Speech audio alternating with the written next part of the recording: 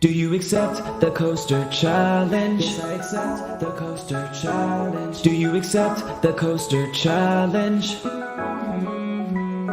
Coaster Challenge podcast is here. It's time to face your fears. Get that theme park therapy and lend us both your Coaster ears. Challenge podcast is here. Your fear can disappear. We know that theme park therapy can dry up all your tears. Do you accept the Coaster Challenge? Yes, I accept the Coaster Challenge. Do you accept the Coaster Challenge? We accept because you know we're not average.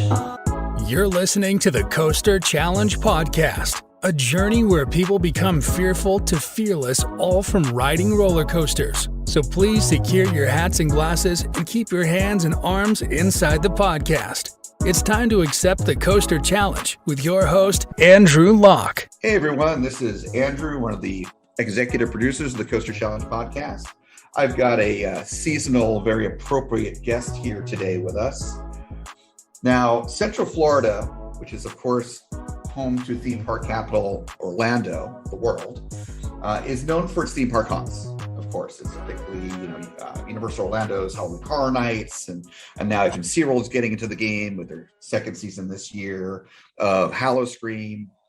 But Central Florida also does have, besides the theme park haunts, a very healthy and thriving independent haunt community. And these are haunts very similar to the theme park ones, maybe on a smaller scale and more edgy, but they're not in a theme park. They're somewhere else. It could be at a state fairgrounds or some other type of property, or at a mall parking lot, for example. One such independent haunt here in Central Florida is joining us today. So I'd like to welcome to the Coaster Challenge podcast, owner of Sir Henry's Haunted Trail, Zach Glaros. Welcome to the podcast, Zach. Thank you guys for having me. Excited to be here today. Absolutely happy to have you. And as I mentioned before we started recording, I've been to a lot of the haunts here in Florida. I'm a big haunt fan, theme park ones, the independent ones. I've not yet been to Sir Henry's. So I'm kind of excited to talk to you about it because I don't know a lot about it. I know some things. So that'll kind of, me being in the dark might be a little more interesting for the interview here. And I, again, of course, look forward to experiencing it, hopefully, finally myself one of these days pretty soon. So I've already kind of introduced you and kind of told everyone who you are, but why don't you go ahead and take a moment for yourself, just for in your words and maybe some more details. Tell us and tell our audience about yourself and your experience in the haunt industry. Yeah, so like you said, I'm the owner of Sir Henry's Haunted Trail. We've been doing this this is our 9th season now. Kind of got involved. I've always loved Halloween, building and creating holiday themed displays since I was a kid, and it just kind of grew into a big passion of mine the older I got, and to which at one point me and my dad found ourselves talking about, well, what if we were to try and do this on a larger scale than just at my parents' house? And so that was back in 2014. Kind of set out with just a blind shot in the dark at creating a spooky little walkthrough trail on our property in Plant City, and didn't know what we were getting into. Although I did, have big hopes for everything. But here we are 9 seasons later, we've grown from one little haunted walking trail with 5 to 6 actors, and now we have 3 large haunted walking trails, 2 escape games, laser tag, axe throwing, a whole midway area, and anywhere between 55 and 70 plus volunteers a night. So it's awesome to see the growth. Learned a lot over the years, and just continue to love the industry, love being a part of it, and all the people that are involved in this industry, not just as creators but as fans as well. It's awesome to see the support. That's awesome. So you said that this season here in 2022, this is your 9th season? Yep. Wow. So do you think you're going to wind up maybe doing something special for next year for the 10th anniversary? Or Yeah, I've been thinking about it for at least a year now, and I've got some ideas on the table, but we'll see which direction we end up going with, but we'll definitely be doing something. Nice, right? Yes, I know a lot of theme park haunts and independent haunts, you guys plan well in advance. So I'm sure like you said, you already got some ideas. But in the meantime, let's talk about this season and perhaps some of the past kind of history of Sir Henry's as we dive in. Now, before we talk about Sir Henry's, Normally with kind of our traditional kind of the theme park coaster side of our interviews, we get into what we call our fear journey. And that's, surrounding, the coaster or theme park ride, Tower of Terror, whatever it may be, whatever scared someone the most, whoever we're talking to. But I've adapted those questions to kind of think about just haunts, whether it be independent haunts or theme park haunts, and your experience going to them. Obviously you're a fan of them, creating them yourself. So that's what we're going to talk about here. Kind of the first half of the interview, first couple questions, and then we'll dive into Sir Henry's itself. Okay. So when I'm talking about a haunt for this question, I'm talking about not necessarily a whole event, I'm talking about an individual trail or house. Could even be kind of a special interactive show or whatever it may be. But in that, guys, what single haunt would you say in your life has scared you the most? What do you remember? That's a tough question because I don't scare easy. But I always go back to like the first time I ever went to Hallow Scream here at Busch Gardens with my dad. I was like, I don't know, 9 or 10 years old. And he had got tickets from somebody at work or something like that. And he said, come on, we're going. And I was like, okay, a little, apprehensive about it all. And I just remember being in the line for the first house we were going into, just kind of like my first experience with a roller coaster, just kind of, I'm not sure I want to do this. Maybe we should leave. But I remember going through it and the adrenaline rush was just so cool. And then to see it in a horror type setting in a theatrical way with the production value, I was like, wow, this is cool. Let's do this again. So that first experience of the fear, but in a safe environment, has always stuck with me, and to this day. But I can't say that I've ever been completely just terrified of, okay, I got to get out of here now. Gotcha. So, that first time when you were a kid, 9, 10 years old, that's pretty young to go to a haunt. And Hollow Scream can be a little bit on the more intense side. So, you got a whole bunch of mazes and all that. So that's pretty interesting. So how would you say that, doing that first haunt, you were at a young age and conquering whatever fear was there, maybe not a lot of fear, but whatever you did, how would you say that impacted your life? It just, it opened up a whole new world of entertainment for me that I previously didn't know about.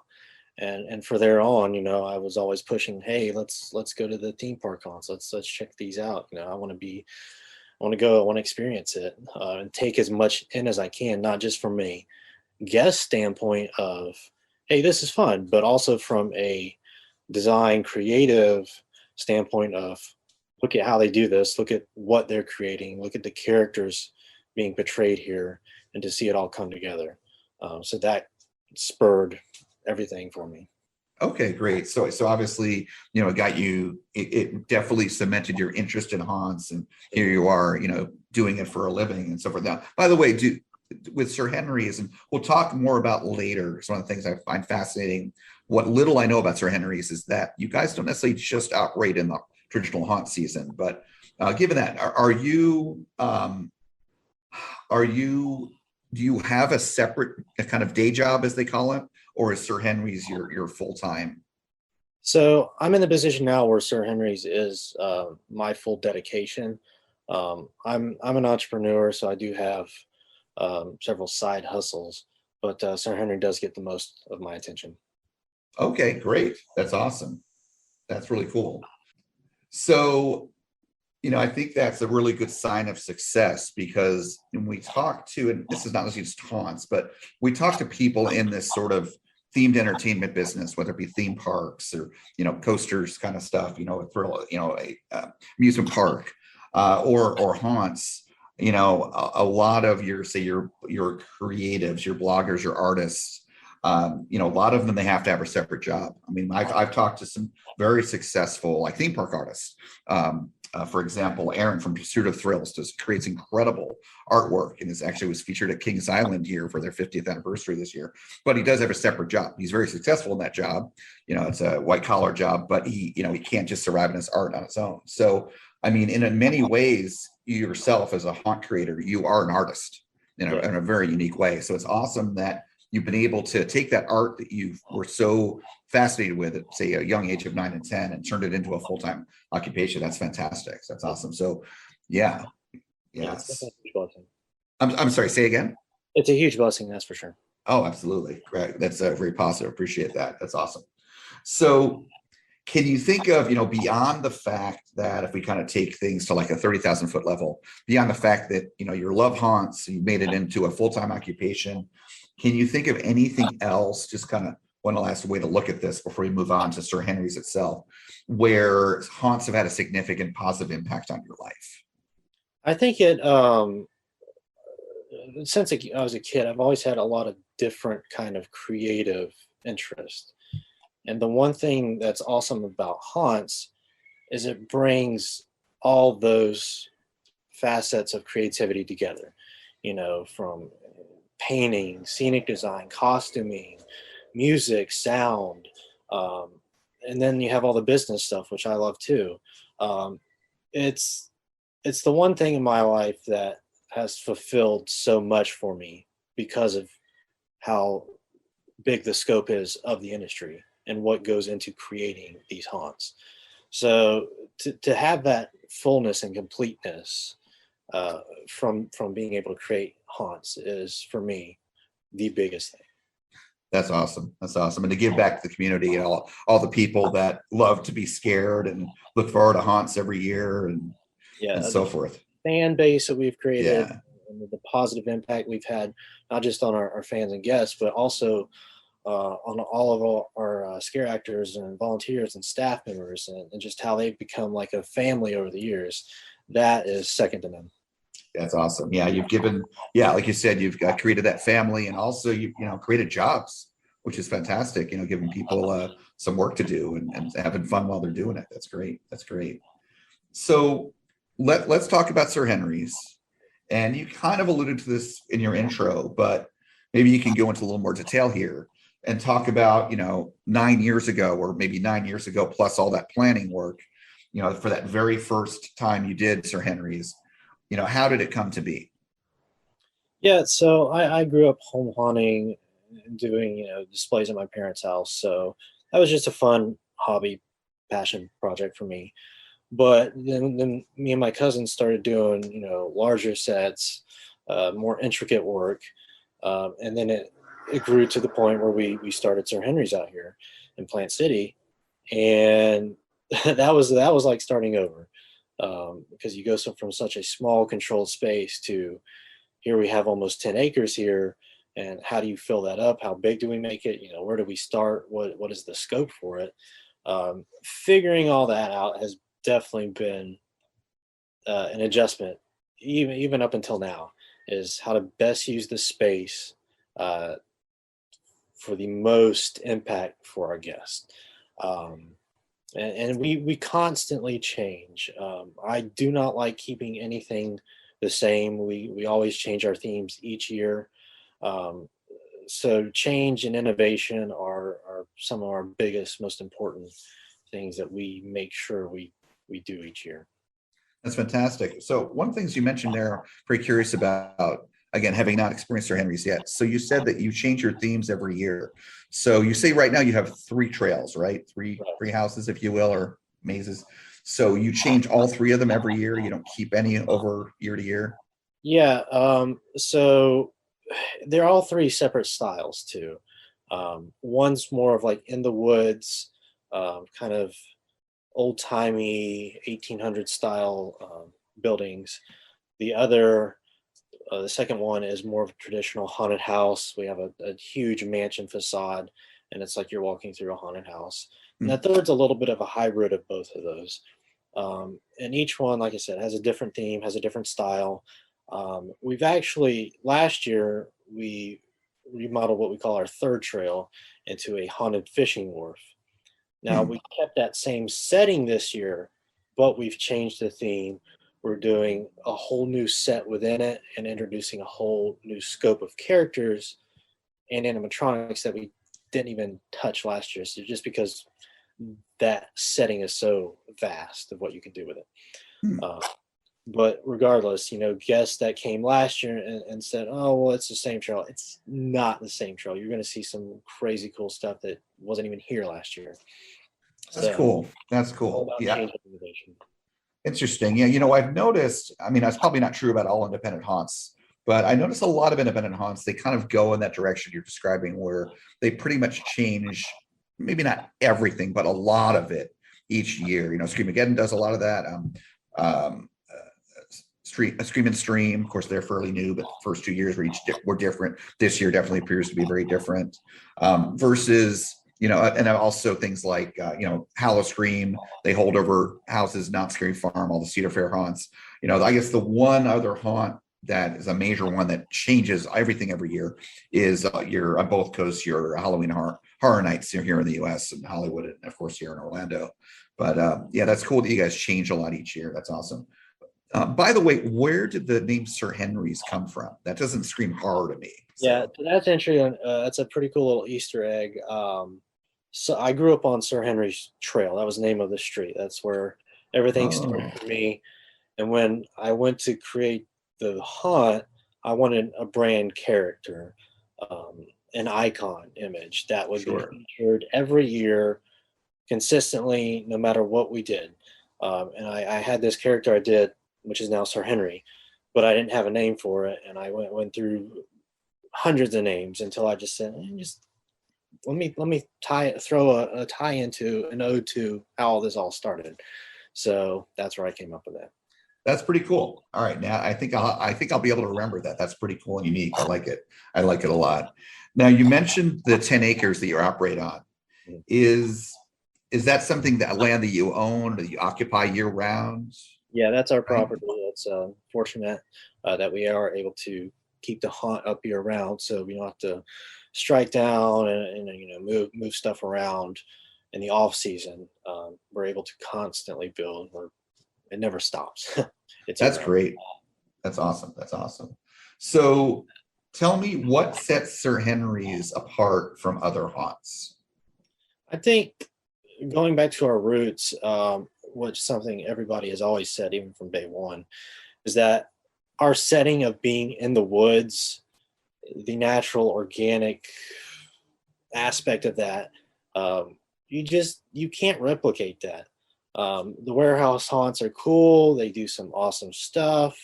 The sound stages at the theme parks, I mean, it's the millions of dollars of props and sets and talent goes into that. But there's something to be said for just walking in the woods at night, creepy with, dark shadows and movement and sounds that you don't know what's going to come from where. That's our core.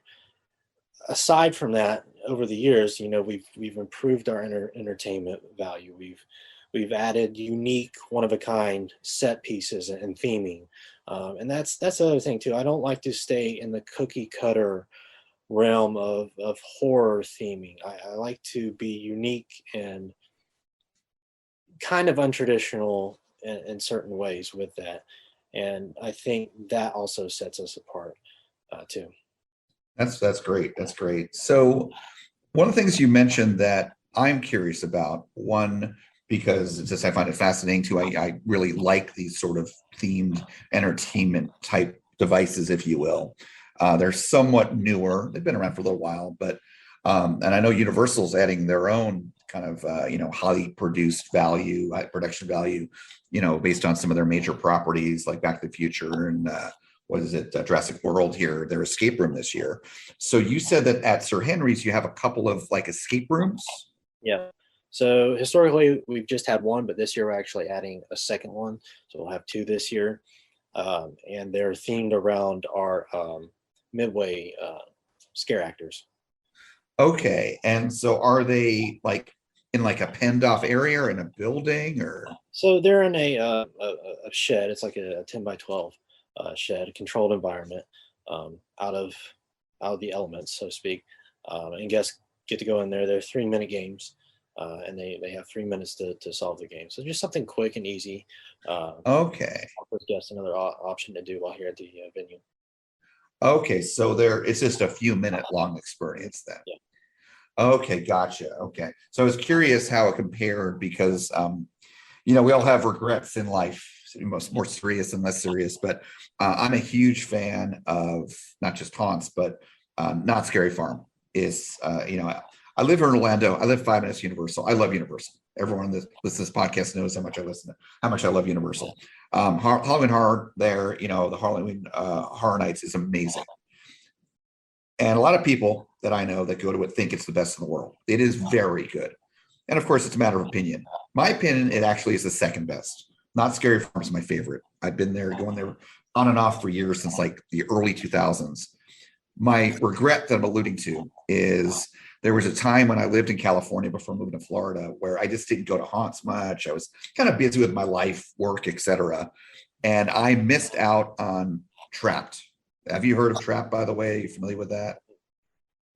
So Trapped it was an upcharge experience at Knott's. It wasn't just one of the houses, but it was basically a haunted house where it was an escape room, and it was highly interactive. And the people going through, they had to do things to get from one room to the next, and it was pretty edgy. Like, they made them drink what they were told and what they believed to be urine, but it was actually not, but it looked like it. And they were scaring him to thinking it was, and eating bugs. And that actually, I think was that they did actually eat bugs. So it's kind of like Fear Factor Universal, but in a haunt format. And Jeff Tucker, and when we interviewed him last year, told us all about it. And I was like, oh my gosh, I wish I could have experienced this. But so I think it's cool, when I check out Sir Henry's, check out both those escape rooms, because, granted, it's not a long experience, but still, I love those types of experiences and the challenges of it. So are they pretty popular with your guests? Yeah, guests love the escape rooms. They're always a big hit. And we do, I think, a great job of theming them out and making them, kind of have that not so stressful. You don't want to freak somebody out or stress them out when you're 3 minutes, you got to get out kind of thing. But we do put that pressure, that sweet spot of, okay, you've got 3 minutes, use the clues, get out. And some of the stuff we're going to be doing this year is pretty cool with the technology and everything, with the puzzles too. Oh, interesting. Okay, so it does have some technology to it.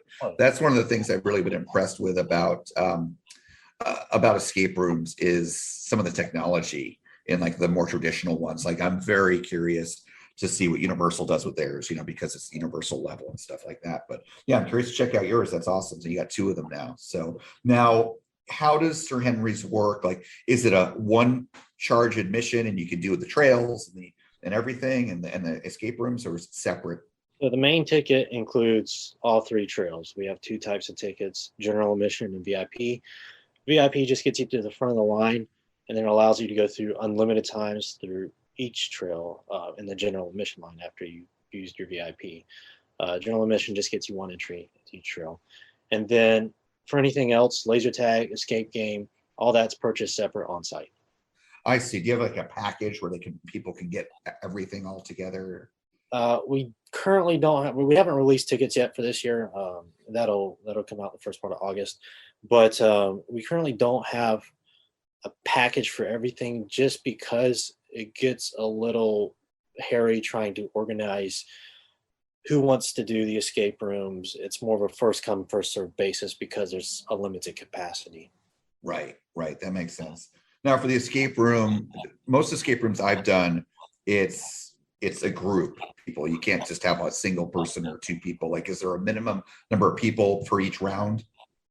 I don't think we've ever had one person request to do it. If they wanted to, depending on how busy we were, we could be able to accommodate that. But it's usually anywhere from 2 to 5 people in a group. That's kind of the sweet spot. Gotcha. Very cool. Very cool. Okay, so I alluded to this earlier, but I understand that Sir Henry's doesn't just operate like a traditional haunt, September, October, your haunt season. You guys have other times of year you operate. So tell me about this. Yeah, so I think in 2019, 2020, we started doing a Valentine's Day haunt. And that was just a 1 weekend exclusive event. We kind of rethemed our whole event around Valentine's horror with a theme of love's revenge. And so we've carried that title each year for the Valentine's Day haunt. We retheme our trails and put a spin of love on each trail. new fresh characters. So it's always fresh and new. It's not just, hey, we're gonna throw some hearts and red lights and then call it Valentine's Day. We go through extensive, work with the stories and everything, creating that immersive environment. And then in 2021, we also started doing a Christmas haunt, and I was a little skeptical at first because in the past we've done a family-friendly Christmas event, and so there's a variety of factors that went into this decision. But ultimately, I pulled the trigger and said, "Hey, let's just try doing this, see what happens." And we did it, and it was one of the most fun things I've had done at Sir Henry's. Just the creativity with it all, kind of just taking the traditional characters and putting the horror spin on it, in a fun but kind of campy way, but not too stupid. But yeah, it was just so much fun, and guests loved it. And it is in a weird way relaxing, but at the same time, we featured 2 trails rethemed for Christmas. We had Krampus, and then kind of like a Christmas Carol type haunted house, and it was just so much fun. So we do those 2 off-season events. I'm always considering more. The only problem with that is we have to allow ourselves a pretty extensive time to create all the new stuff we want to create for our main season, which is October. Right. So there is a finite amount of events we can do. Right. Well, fortunately, Christmas and Valentine's, they're both not too far after haunt season. So you've got that space after Valentine's Day, 7 months or so for you to kind of dig in and get ready. So right. Cool, very cool. So, just going to talk in a general sense here. Of course, you can refer to what you do at Sir Henry's, but you mentioned that you retheme things every year, and maybe periodically you go through like a major, like total redo of a trail. But talk about the process of creating one of your trails, one of your haunts. Yeah, so I can talk about what we've done this year because it's been one of my favorite builds. We or the trail we call Trail 1. It had been in its current format for about 4 or 5 seasons now, and so I made the decision to let's just demolish all of it from the ground top down, just level it out, and we're going to start fresh. So several of us came together, talked about ideas. I had a clear vision for what I wanted. And then I worked with my scenic designer, who's great, by the way. She's awesome. And we sat down. I kind of told her what I wanted, and she created this whole village of just intricate sets and mazes, and it's very extensive. So we had the framework, the design for that, and then we just went building. We built it, we painted it, and now we're in the process of adding the lighting, the sound, creating the whole immersive environment with all the senses, so that when guests come through, they can feel like they're in the world that they're in. For this year, this trail happens to be what we're calling Headless, which is our version of the Headless Horseman. Right. So, and I can't talk about these sets enough. It's one of a kind stuff that I haven't seen anywhere. I mean, we're pouring sidewalks and everything else. Wow. And it completely transforms you once you're in there. It's pretty cool. That's awesome. Now I'm assuming this is the trail where it's kind of the backwoodsy sort of outdoor one. Yep. So yeah, I've done, I think, a couple of those types of trails over the years, and I love them because they're so creepy. I mean, you were talking about, Universal in their soundstage. They can spend, probably hundreds of thousands of dollars, if not maybe over $1 million on a given haunt, on an individual maze in a year. And they're amazing, with their set design, the realisticness of it. But they can spend all that money and do the best job they ever could do, and yet not get the creepiness of being outside and in the woods. And they don't have the woods there. It's the one thing they don't have that you guys have, right? So you make the use of it, right? Yeah, and that's what we play up on. I've always been a big advocate of, hey, we've got the woods. We don't have to create necessarily a huge building or set. in this little hammock of trees, just light it up. We'll throw some creepy lighting, some sound. Yep. At the end of the day, less is more. Yeah. Yeah. Absolutely. Makes it creepier. Nice. So, in your opinion, I know you're not someone personally that gets scared of haunts, and actually I'm the same way, by the way. I don't scare at haunts. For me, it's more fun. I Right. mean, and a lot of it's people watching. It's quite frankly laughing at my friends that do scare easily that I'm with, or just, someone else I don't even know that's the person in front of me or behind me or wherever that's getting freaked out. It's just fun. And then the set design is great to see, and just the creativity and interacting with the scare actors. That's what I like about them. But obviously, you and I are kind of unique in that regard. Most people, even the haunt fans, they get scared at these haunts, and they're facing their fears. So talk to me about the role that the creations that you create have in helping people face their fears. Yeah, I think one of the things we try to place a lot of importance on is the entertainment value. It's not so much rewarding for me to see somebody come out and, whether it be a 6-year-old, a 20-year-old, or, a grown man, and see them just bawling their eyes out because they're so terrified.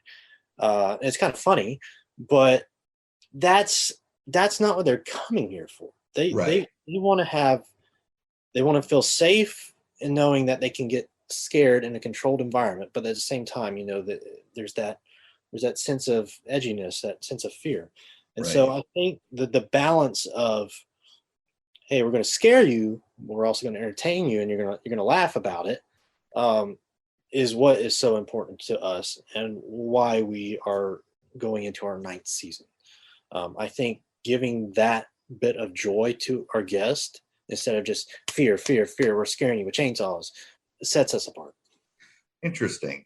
So my experience with the theme park haunts, Universal being a good example of this, is if you look at Halloween Horror now, I know that you're sort of your competitor, but it's certainly not. Do you go to Halloween Horror Nights? You've been, right? I go when it moves me. I'm not a religious Halloween Horror Nights traveler. Okay. I prefer to go to the other independent haunts around the country. Got it. Okay.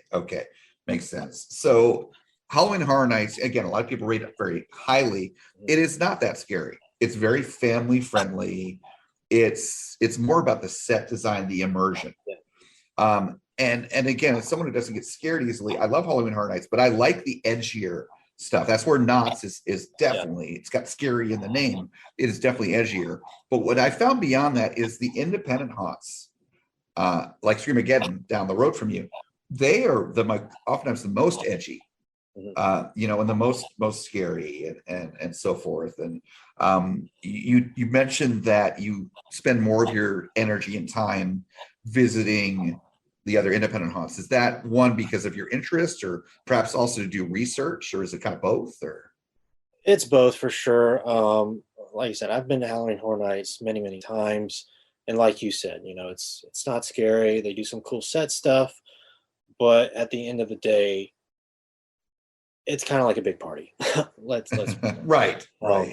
And there's also kind of, and this is one thing I've noticed too in the past 10 years, is Florida's Halloween culture is very different than, say, the Northeast, which is what I love. That's what I've tried to model the event after, the Northeastern Halloween season and feel.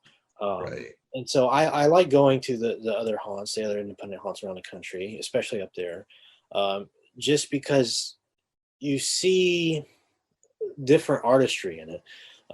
You see the way their experience with Halloween is through how they create their events. So I love seeing that. I love taking inspiration from that. I'm a huge fan of Haunted Overload and New Hampshire. I think what Eric and his team do up there is brilliant, and in my opinion, one of the most creative haunts, if not the most, in the country. And they're just set in the woods on a farm, but the sets and stuff they build is second to none. Wow. Wow. And then, I could talk about a handful of haunts I've been to around the country that have had an impact on me, but it's just, I think it boils down to the commercialization versus the creative, intimate aspect between the two. And you're not going to get one at the other, if that makes sense. Right. No, that makes sense. They are kind of different. I'll just mention a couple that I've actually not been to, but I've heard of. I've got a couple of friends. Are you familiar with the Nothing But Haunts documentary that was released a few years ago? Sounds familiar. Yeah, that was done by some friends of mine, and they actually have their own production company. They are huge haunt fans like me, and they've told me about these haunts in the Northeast because they're from Pennsylvania, but they now live here in Orlando, and they've mentioned like Field of Screams and Erebus. Yep. And they've done advertising for both of them as part of their production company, the main work that they do. And they've shown me what they've put together. They're, advertising these haunts, and I'm like, they are clearly, especially Erebus, very edgy, like Yep. definitely not your family friendly Universal. So again, a lot of these independent haunts are more edgy. So I find it interesting that yours, you try to balance it out more. So again, it's not a walk in the park, but you Right. don't make it too scary, is what you're saying. I want people, families, anybody to come and have a good time, but still get scared. Right. So it's a good balance. Mhm. Interesting. So well, actually, that actually answers what we just talked about. They're going to answer the next question I was going to ask you. So actually, we're, kind of to conclude here, you understand the mission of Coaster Challenge and about helping people face their fears, live better lives. So what, this is kind of the last question we always ask our guests, our primary question. It's kind of a freebie, if you will. Zach, what would you give in terms of advice to people in terms of trying to face fears and deal with, real anxiety in life and all these problems that people face and stress and, any advice you can think of to give them? I would just say, no matter what the stress situation might be, just to face it head on. A lot of times we build stuff up in our minds that's far worse than what it actually is. And I think if you just have the confidence to face your fears head on, they're not as scary as they may seem. Absolutely. That's really good advice. And I don't think anyone's given that type of advice before, where it's like, just instead of putting things off or kind of, dancing around, whatever it is, just hit it head on. And, like you said, you'll find it probably isn't as bad as you thought it was. And you'll get through it quicker and, you'll just be able to get to the other side. That's good advice. So last but not least, obviously we're not just talking about things just to talk about things here. You've got a business that happens to be, entertaining people and here in haunt season. So can, just share your social media, website, how people can learn about Sir Henry's throughout the year, and also how can people, go buy tickets and find out where to go and where it is, the hours and all that. Yep. So the base for our information is going to be on our website, sirhenryshauntedtrail.com. And we're on Facebook, Instagram, YouTube, Twitter, TikTok, pretty much all the big social media channels. Just search for Sir Henry's Haunted Trail. And we also have a novel out too. You can buy on Amazon, physical copy or digital. It's Sir Henry's Haunted Tales. Oh, so we are all over the place. Awesome. So that novel, is that something you wrote or you had someone else write? Actually something we collaborated with Brad Avicito, I hope I said that right, and Amanda Rosenblatt. They're actually the authors of the book. So this is their brainchild, but they used my characters and backstories to create this story and book about Sir Henry's Haunted Trail. So it's really cool. We've actually got the second one coming out this fall too. So wow. Well, you never know where that might go. I mean, it's not a traditional haunt, but certainly is pretty creepy. Winchester Mystery House. There was a movie made about it. Of course, there's a lot of history there. But yeah, maybe one day there'll be a movie about Sir Henry's, fictionalized based on the characters. That's pretty cool. You never know. Well, thank you so much, Zach, for taking the time to talk to us today and telling us about your haunt. Seems very interesting. I'm looking forward to checking it out myself. awesome. Thank you guys for having me on. Absolutely. If you enjoyed today's episode, be sure to like and subscribe wherever you get your podcasts. And if you want to see more of us, we upload every Friday. And check us out on Facebook, Instagram, Twitter, YouTube, all at Coaster Challenge. Links are in the description below. Thanks for joining us here today.